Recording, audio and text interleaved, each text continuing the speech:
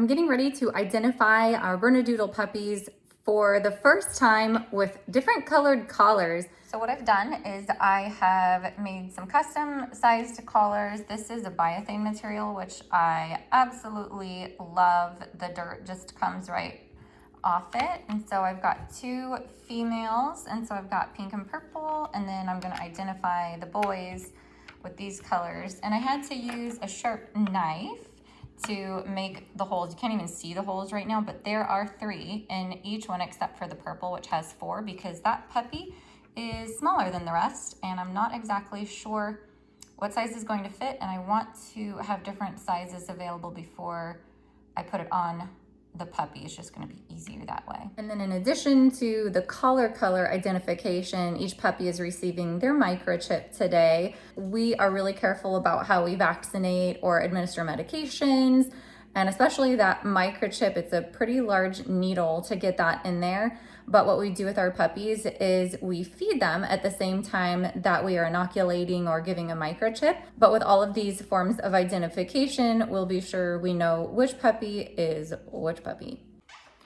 I am just readying my puppy room, or my whelping room as I call it, so that I can get it all ready for the puppies to come in after their bath time. I'm gonna flip this around and show you guys what it looks like. So here behind me is my whelping couch. I have my collars right here. I've got my towel set up, and I'm gonna get my shampoo out in just a minute. I have this beautiful quilt that one of our foster's friends made for me. This dog, beautiful. They love this dog so much. He's amazing. And then I just have random whelping supplies that I haven't been able to put away. And of course they're stored in a Chewy box. I've got my puppy scale. I've got paper towels. I've got puppy spray, like perfume. I've got some sensitive wipes here. Lots of blankets. This is a dog scale. And these waters are just amazing to fill up water containers through crates. And I've got some crates over here. I need to clean this one out. I've got some dog dust that came in through there. And then this is my puppy whelping, this is my whelping box over here with the heat lamp all set up. But this is where the puppies go when they're older. And I just absolutely love this setup. It keeps the puppies really nice and clean. And there's this paneling where if they go potty, it just goes right through. I put puppy pads down there. I'm probably not going to be putting puppy pads down today, just because I'm gonna have a hair dryer on them, and that will blow it away. But you can see there's a pretty big gap between where their waist would go, and it just keeps all those little puppy paws really nice and clean. This is the shampoo that I'm going to be using today. I always want to use something Tearless, and I do switch up my shampoos for my pets just like I do for myself. I'm always changing what I'm using. I never change dog food. Having something Tearless for the dogs is really important if we're gonna be washing their face. I just realized that some of you are gonna wonder what a whelping couch is, and this is really just a term that I gave to the couch that is in my whelping room because, well, first of all, whelping. What is whelping? Whelping is when a mother dog has puppies, and I like to have a hands-on approach, and they're like almost always it happens at night. So you've got a really long night, and so I have this couch that is a futon so that I can get nice and comfortable and take little rests in between the puppies being born. But I'm gonna take a minute and show you all the other random things that are going to be accumulating in my puppy room, all the different things that I have to clean up today.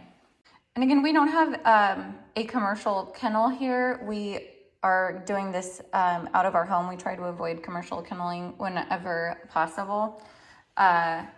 This is a puppy cam. So anytime we have puppies, we actually have 2 of these on the Whelping Box, so that after the puppies are born, we can still be a part of the process. And I have a camera set up next to my bed, and I am one of those nervous grandmothers who is always watching the puppies. Every time I turn over, I'm looking and making sure that they're okay, and then I have the volume way up So my poor husband and I are listening to anything out of the ordinary. In here we have some medication, nail polish also, and that might seem a little strange, but I do use nail polish to identify different puppies. If I have puppies that all look really similar, so like if I've got a litter of yellow Labradors and they all look similar, I might use these when they're very young instead of putting a collar on them, so it's a little bit safer for them. I've got some Healthy Bones. This is a calcium supplement that we give to the mommy dogs. I've got Cephalexin here.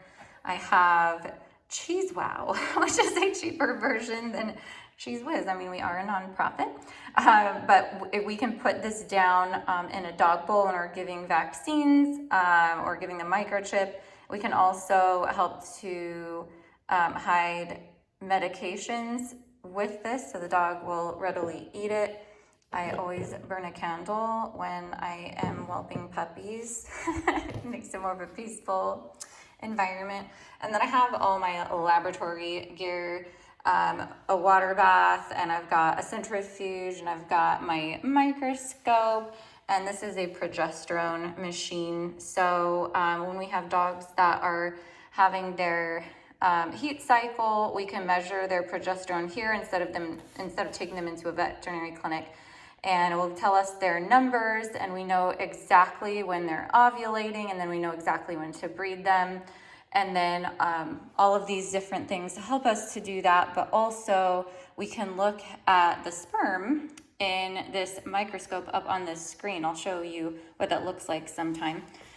There's literally like, I don't know, millions of them all swimming around, and we're looking for the motility of the sperm and like who's swimming straight and who's spinning in a circle, and that lets us know if we have a really poor collection, then we're gonna need to get another stud dog involved if we want to have a successful pregnancy.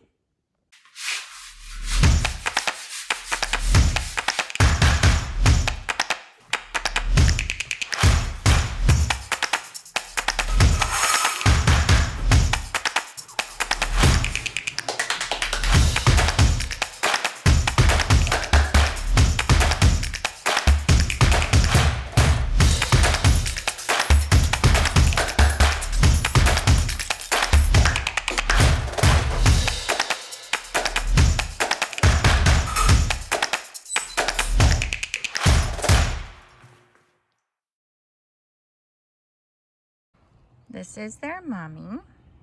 She is beautiful, but as you can tell, she is not a doodle. She is a golden retriever. She has a curly coat, curly for a golden retriever. But you'll see that the puppies, they have a coat similar to hers, but it's a different color. And it's hard to tell at this age if they're going to end up being hypoallergenic.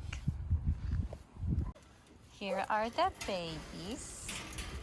You can see they have a beautiful view, but they are only interested in me.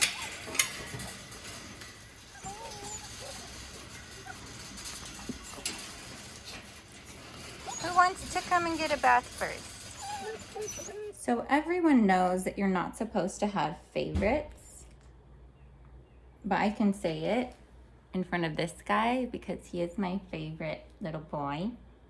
He's so sweet. I mean, look at him. Look how cute. So adorable. Are you ready for a bath? So you can see his fur. See how it's hard to tell if he's going to be hypoallergenic. It's not golden retriever-ish exactly. All right, so what I want to do is take some of that Tearless shampoo. Where's the old one? I do switch them up. And I get different brands. And then I'm going to add some warm water.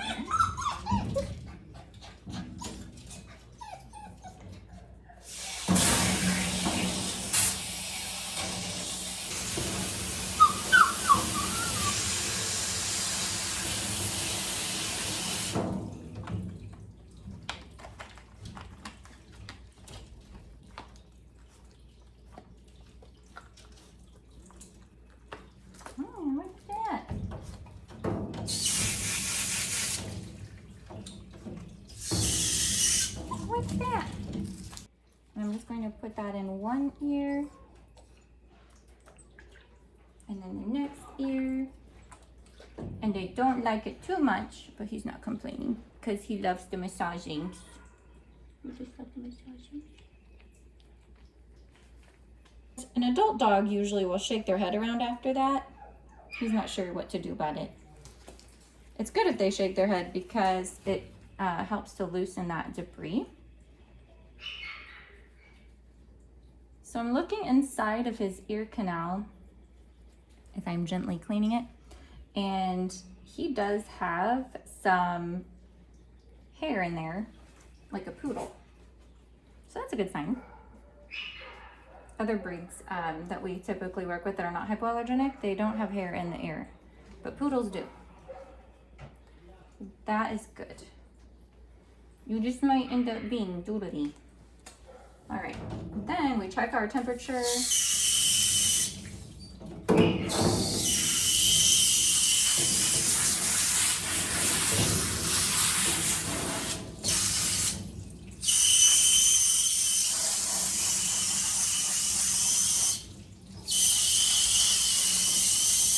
It's the perfect temperature, even though he's not acting like it.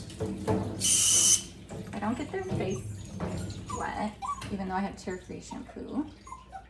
It's more of a precaution. I'm just gonna work all of that in here. Oh, I know, what's going on? What's going on here?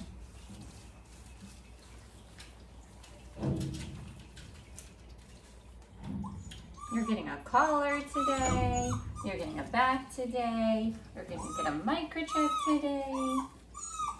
All these things. It's overwhelming. It's overwhelming. But low levels of stress are really good for the puppy's development.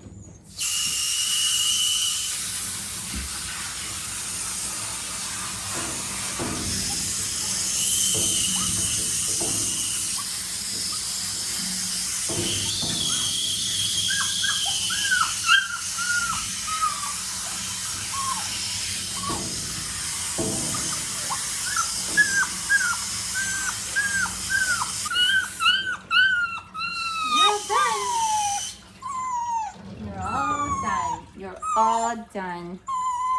So then I just gently squeeze, which gets most of that water off. And an adult dog would be shaking right now. He's not. Squeeze, squeeze, squeeze. Squeeze, squeeze, squeeze. There you go. And we're gonna get your towel. This is super warm and absorbent. This is where the face gets cleaned. That way you get the rest of the body damp. And then wipe off the face with the damp towel.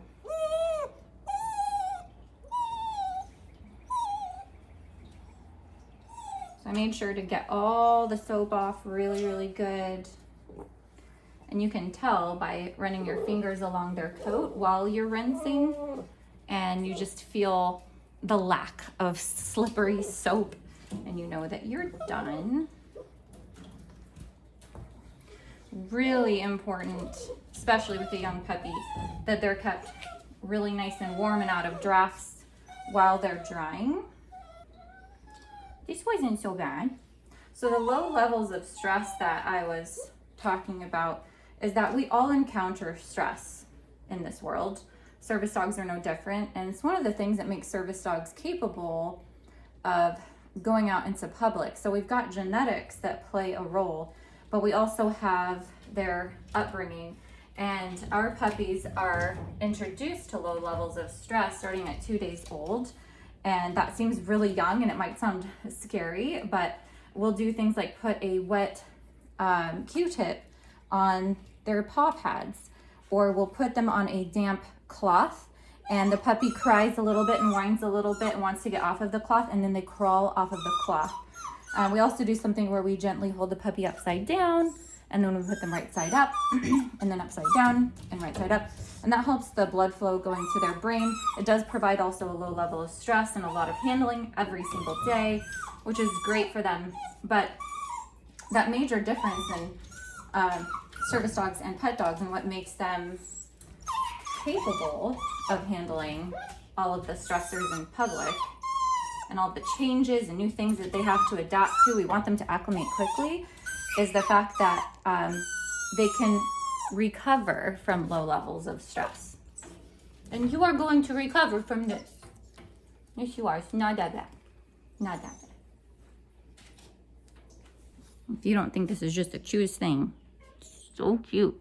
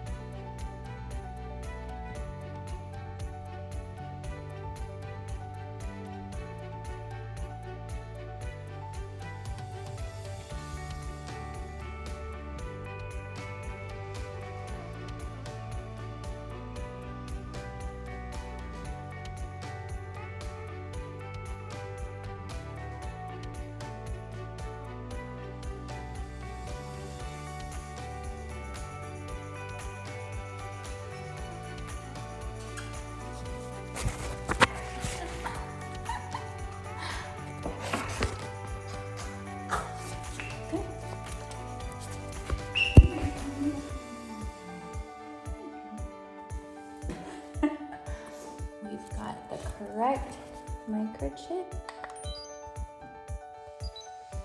and I don't know if you can see it, but it ends in 1-3. So we've got right there. We've got just one more sibling to go. Just one more. Just one more. This is his tail all the way up here. You see Archer playing?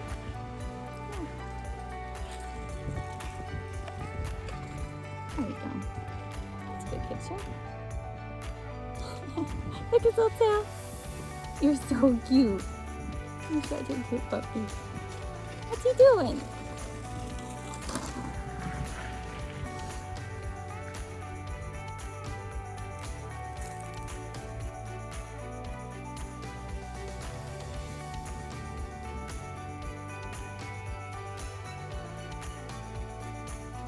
I don't know about you guys, but I am thoroughly exhausted. Even my arms hurt just from carrying those puppies back and forth. Be sure that you join us for the next video, which I do believe is going to be on taking them to the vet to get their health certificates so that they can fly to California and be a part of our prison program. If you like this video, please like and subscribe, and that's going to let me know that you are interested in getting more content like this, and I'm more likely to keep making videos. Hope everyone has a great day, and I'll see you next time.